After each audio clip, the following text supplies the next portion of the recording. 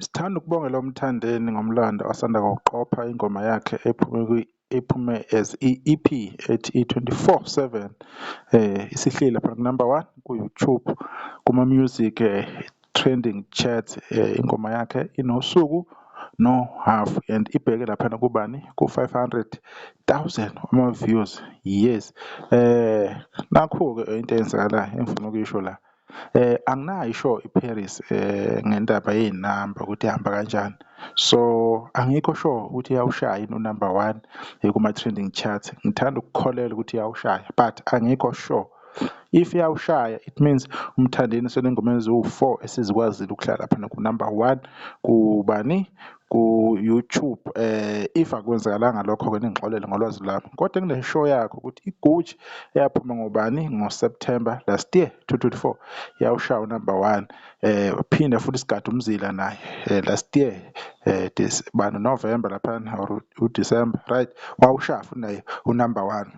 Waphinda futhi uMthandeni SK 24/7 ingoma engaqeda nje u2 days isihleli laphana ku-number 1 ikhipha bani umzukulu obesenesikhathi ihleli laphana-ke ku-number 1 kuma-trending charts.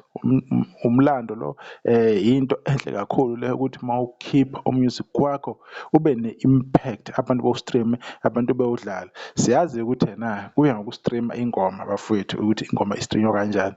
Okunye nokunye ku-debatable ukuthi uyibona kanjani ingoma injani, uyifila kanjani, but at the end of the day lapha sikhuluma ngama-numbers yiwo-ke adetermine ukuthi umculo wakho uhamba kanjani. Ilokho mina ngizokuveza-ke lapho simbonga kakhulu kuMthandeni aqhubeke bemstream, abantu beqhubeke bemdlale, ukukhombisa-ke ukukhula noku-understand-a-ke igame yakwa-streaming ngenye indlela. Hhayi ngakusho lokuthi uMthandeni igame yakhe suka ngo-2023 wayikhuphula kakhulu ngesikhathi ekhiphe ini iParis, nalokho kusakufakazela-ke ku-2025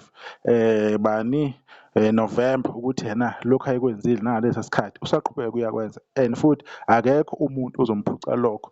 Ngisho ukuthi ufila ngathi ingoma yakhe imnandi or ayimnandi, ngibuka mina abantu indlela ingoma yakhe abayidlala ngayo, bayayiphusha, bayayibeka ku-number 1. It means une-base yakhe, i-fan base uMthandeni emthandayo, emstreamayo, emdlalayo, ey'misele ukumenzela izinto abahlose emphakathini. Ingoma yakhe iba nezinye ngomapiyano noma ama-genre, lokho into ebalulekile nengiyibonayo ukuthi-ke iyamsebenzela. Okwami-ke yilokho ukuthi ngikuvezeke futhi ngingathathi isikhathi uma ngibona into enhle ukuthi ngayiveze ngizoyibala ukuthi nakho okwenzakalayo, nakho sekwenzakalile eGrawn Maskandi. Sibonge kakhulu-ke ukuthi sekwenzakalile, nabanye bayeza, nabanye basazokhipha, nabanye futhi bazohlala ku-number 1, nabanye futhi sophinde sikhulume ngabo la kwi-Indofasi Bethu TV.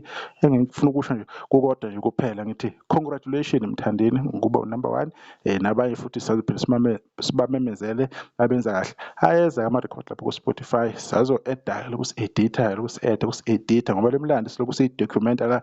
Ngifuna umuntu uma ebheke emuva ayo-refer ukuthi yini ayenza isikhathi esedlule, bebona abantu ukuthi umculo wamaskandi ubuya kuphi, usuka kuphi and ubhekephi, and abantu abadlala umculo wamaskandi bawu-understand-a kanjani compare kulezi khathi ezedlule.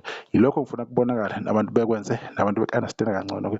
Ividiyo yami ngizoyibamba lapha-ke. Ngibonga kakhulu ukuthi sizodibana kuzayo. Sale kahle.